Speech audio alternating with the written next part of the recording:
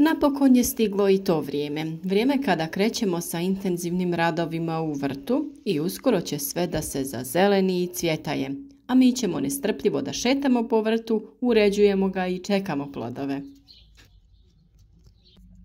Jedan od prvih većih radova je sadnja krompira i podrazumijeva malo više posla, pogotovo ako imate veću površinu za obradu i veću količinu sadnog materijala. Kako bi bili u toku sa radovima u vrtu, zapratite naš kanal i na vrijeme odradite sjetvu, prihranu i zaštitu svih biljaka.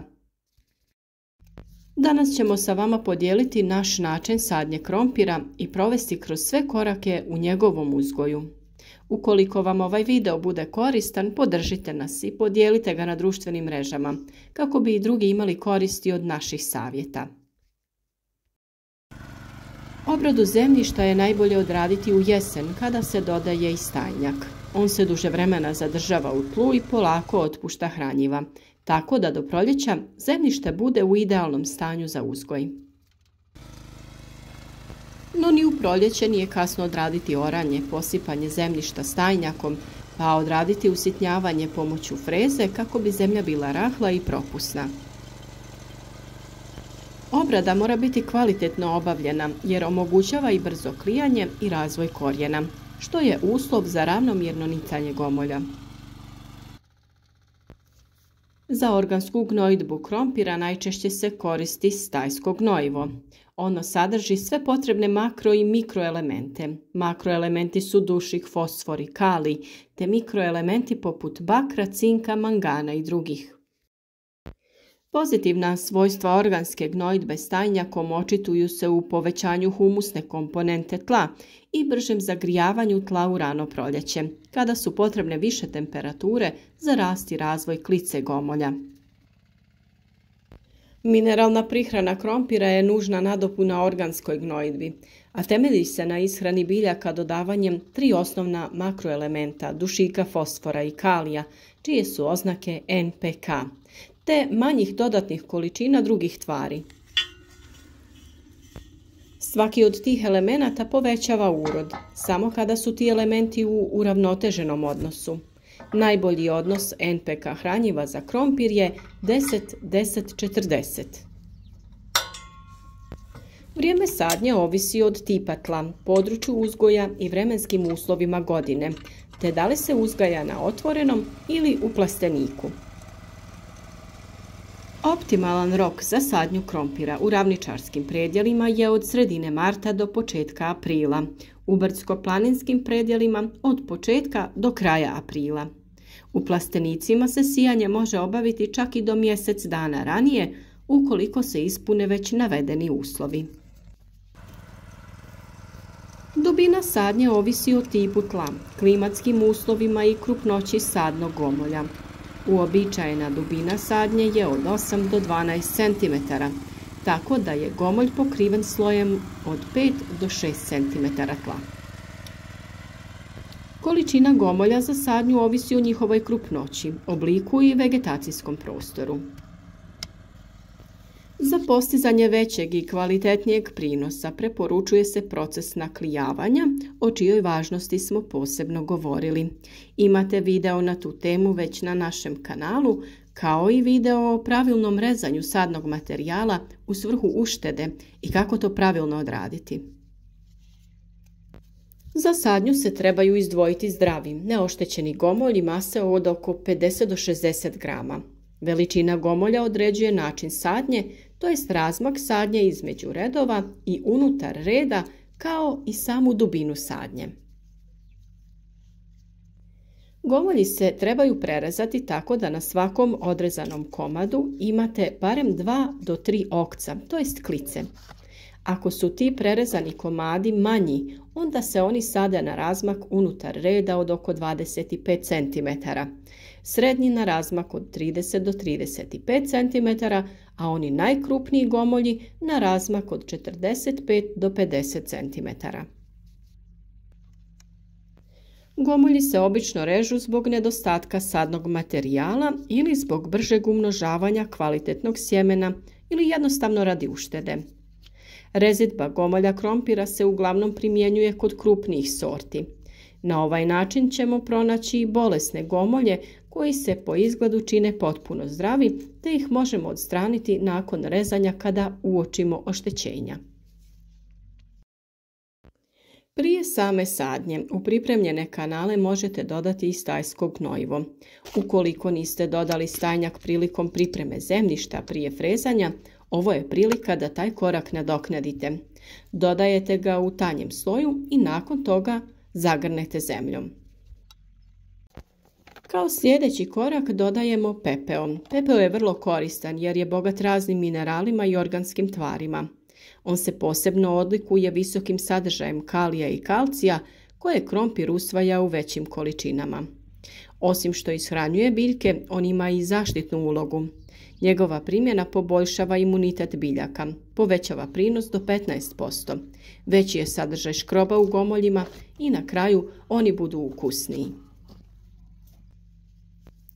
Sočni gomolji privlače velik broj štetnika i podložni su pojavi bolesti. Prije same sadnje mogu se posuti pepelom u količini od 1 kg pepela na vreću krompira od 25 kg. Ukoliko se odlučite na rezanje krupnih gomolja, rez se može posuti njime kako bi se ubrzalo zarastanje.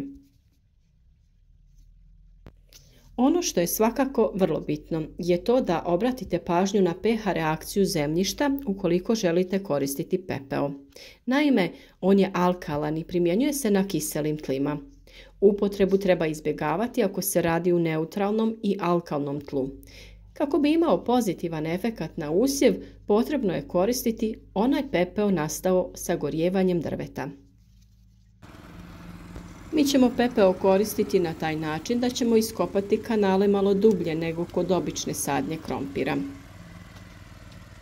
Prvo dodajemo stajsko gnojivo, humus ili kompost koji lagano zagrnemo. Nakon toga posipamo pepeo te također dodamo jedan sloj zemlje. Na 1 kvadratni metar dodaje se oko 100 do 150 grama pepela. Nakon što smo zagrnuli malo zemlje, poredamo naše sjeme krompira u kanal na željeni razmak. Mi smo ga stavljali otprilike na razmak od 25 cm. Bitno je koristiti isključivo pepeo nastao sagorijevanjem drveta, a najbolji je od vrbe i breze zbog povoljnog odnosa minerala i drugih tvari. Stalno nas pitate da li se može koristiti pepeo nastao sagorijevanjem peleta, što također ne preporučujemo. Pelet ima dodatne primjese u svom sastavu poput raznih ljepila, pa se samim tim i te supstance unose u tlo. Također se ne preporučuje ni korištenje pepela nastalog sagorijevanjem uglja. Korištenjem pepela poboljšavate kakvoću zemljišta, osiguravate potrebnu prihranu koja posebno odgovara krompiru. Također djeluje zaštitno i čuva kakvoću gomolja. Kada ste sve ove korake završili, sve to lagano zagrnite sa slojem zemlje. Mjere njege nasada tokom proizvodnje su međuredna kultivacija, nagrtanje i zaštita od korova i bolesti. Osnovni cilj međuredne kultivacije je osigurati biljci što bolje vodozračne odnose, prohranjenost tla i uništavanje korovskih biljaka koje se pojavljuju nakon sadnje. Nagrtanje se provodi kod visine biljaka od 15 do 20 cm kako bi se korijenovu sustavu i stolonima na kojima će se oblikovati gomolji stvorilo dovoljno prostora za rast u nekoliko etaža. Nagrtanje treba provesti u optimalnom vremenskom roku pri određenoj visini biljke, jer se kasnije alatima mogu oštetiti ključni dijelovi biljke. Osim ovog uobičajenog načina možemo dodati i organski materijal kao što je kompost. Slama, sjeno, lišće mogu nam poslužiti kao malč. To su organske materije koje se za malčiranje koriste kod bilo koje biljne vrste, a prednosti su mnogobrojne. Ovakav malč će biljkama obezbijediti ravnomjernu i neophodnu vlagu koja će se duže zadržavati. Također, ovakav postupak će spriječiti rast korova, te će nasad krompira samim tim biti mnogo zdraviji. Jednostavno lišće ili slamu ravnomjerno rasporedite između redova u debljem sloju.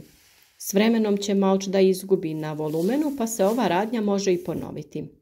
Najisplatljiviji i svima dostupan malč je suho lišće kojeg najlakše možete potražiti u nekoj obližnjoj šumi, pokupiti u vreće i iskoristiti u nasadu.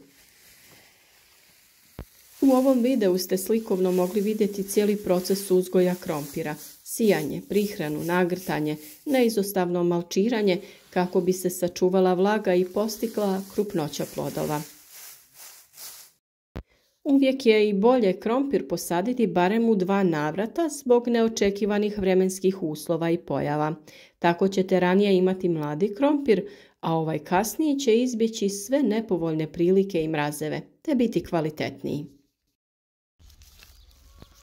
Krompir se kasnije može prihranjivati još u 2 navrata kako bi se postigla krupnoća gomolja. Naravno, kako bi sve radnje odradili na vrijeme, zapratite naš kanal i budite u toku sa poslovima u vrtu. Pričati ćemo i o zaštiti krompira od plemenjače i štetnika kada za to bude vrijeme. Naš rad podržite sa lajkom, podijelite video na društvenim mrežama kako bi i drugi imali koristi od naših savjeta. Naravno, za sva dodatna pitanja tu smo u komentarima, pišite sve što vas zanima, podijelite neke vaše korisne savjete i javite nam od kuda nas pratite.